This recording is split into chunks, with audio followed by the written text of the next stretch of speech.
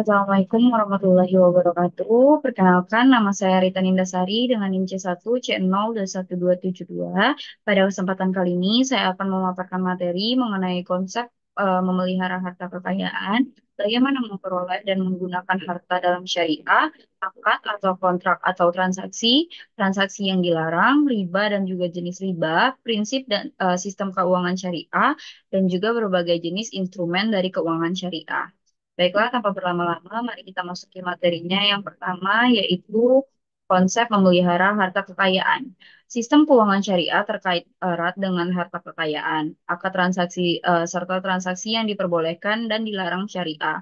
Menjaga harta bertujuan agar harta yang dimiliki oleh manusia diperbolehkan untuk digunakan sesuai dengan syariah sehingga harta yang dimiliki halal dan sesuai dengan keinginan pemilik dari harta kekayaan tersebut, yaitu Allah Subhanahu wa Ta'ala. Sudah seharusnya sebagai pihak yang diberi amanah atau titipan, pengelolaan harta titipan tersebut disesuaikan dengan keinginan dari pemilik mutlak atas harta kekayaan, yaitu Allah. Untuk itu, Allah telah menetapkan ketentuan syariah sebagai pedoman bagi manusia untuk memperoleh dan membelanjakan atau menggunakan harta kekayaan tersebut. Dan di hari akhir nanti, manusia akan diminta pertanggungjawabannya. Kemudian perolehan harta dalam syariah. Memperoleh harta adalah aktivitas ekonomi yang masuk dalam kategori ibadah muamalah atau mengatur hubungan manusia dengan manusia. Kaidah fikih dari muamalah adalah semua halal dan boleh dilakukan kecuali yang diharamkan atau dilarang dalam Al-Quran dan Sunnah. Harta dikatakan halal dan juga baik apabila niatnya itu benar, tujuannya benar, dan cara atau sarana untuk memperolehnya juga benar sesuai dengan rambu-rambu yang telah ditetapkan oleh Al-Quran dan juga sunnahnya. Misalnya, uang untuk mendirikan rumah yatim piatu yang diperoleh dari mencuri adalah harta yang haram. Walaupun tujuannya benar, untuk itu yaitu untuk membantu anak yatim piatu, namun cara memperolehnya itu salah atau haram sehingga tidak diperbolehkan dalam syariah. Kemudian penggunaan harta dalam syariah. Dalam penggunaan harta, manusia tidak boleh mengabaikan kebutuhannya di dunia. Namun di sisi lain juga harus cerdas dalam menggunakan hartanya untuk mencari pahala akhirat. Ketentuan syariah itu yang berkaitan dengan penggunaan harta antara lain yang pertama itu tidak boros dan tidak kikir dalam batas wajar. Kemudian yang kedua itu memberi infak dan sedekah. Yang ketiga membayar zakat sesuai dengan ketentuan.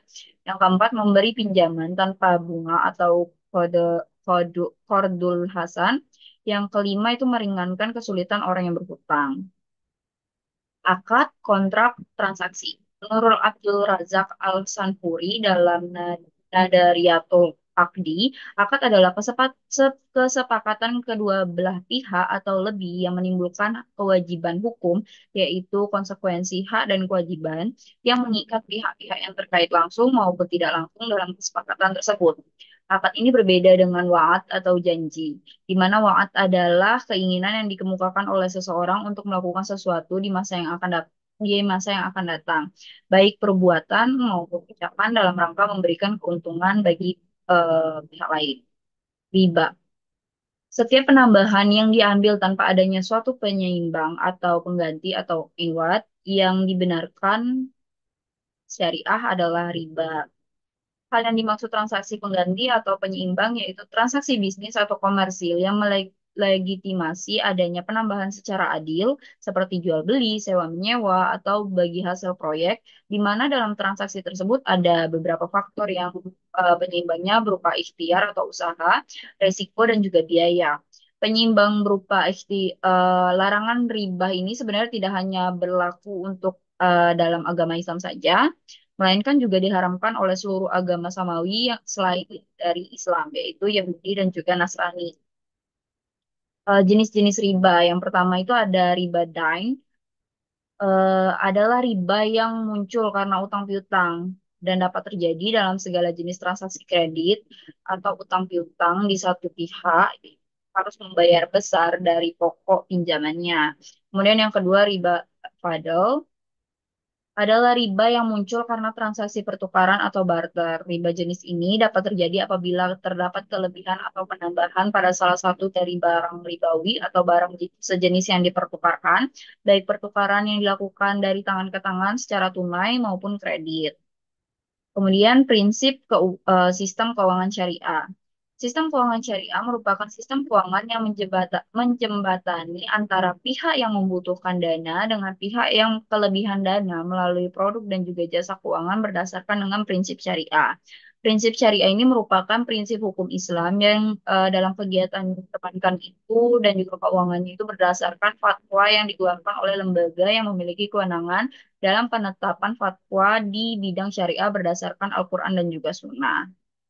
Kemudian jenis instrumen keuangan syariah. Yang pertama itu ada instrumen keuangan primer berdasarkan teori akad sebagaimana yang telah dijelaskan dapat diformulasikan kontrak-kontrak keuangan yang kemudian dikenal dengan instrumen keuangan syariah itu yang pertama ada mudarobah, musyarakah, murabahah, salam dan salam paralel, istisna dan istisna paralel, ijarah dan ijarah muntaksiyah bitamlik, wadiah, korot dan korot Hasan pinjaman, syarf, wakala, kafala, dan juga hiwala.